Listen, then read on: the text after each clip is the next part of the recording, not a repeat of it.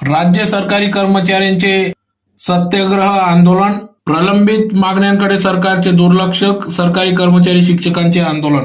राज्य सरकारी कर्मचारी, जिल्हा परिषद कर्मचारी, प्राथमिक, माध्यमिक व कनिष्ठ माध्यमिक विद्यालय, महाविद्यालय शिक्षक यांच्या प्रलंबित मागण्यांकडे राज्य शासनाचे लक्ष वेधण्यासाठी आज 6 मार्च 2025 रोजी दुपारी 1 ते 3 दरम्यान या काळात सरकारी कर्मचाऱ्यांची जोरदार निदर्शने करण्यात आली। 2 तासाचे सत्याग्रह आंदोलन करण्यात आले।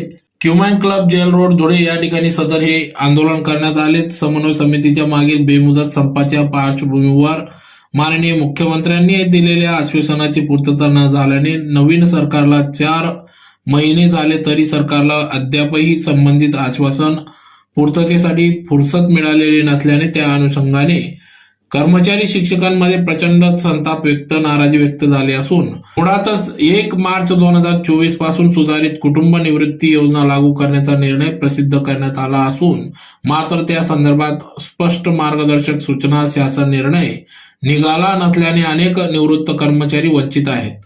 10 ते 20 वर्षे सेवा झालेले कर्मचारी शिक्षक यांचा गंभीर पेच निर्माण झाला असून तसेच वेतन आयोगाची निर्मिती दर 5 वर्षांनी झाली पाहिजे।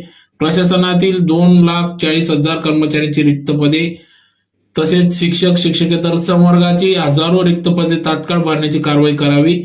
सर्वांगाचे जुनाट सेवा प्रवेश नियमात सुधारणा करावी। खत्री वेतन त्रुटी समितीचा अहवाल तात्काळ स्वीकारावा, त्यामध्ये लिपिक, वर्गीय व इतर सर्वांगांना न्याय द्यावा। चतुर्थ श्रेणी कर्मचाऱ्यांची गोठवलेली पदे पुनर्जीवित करावीत। कॅशलेस उपचार सुविधा मिळावी। स्वास्थ्य विमा योजना लागू करावी।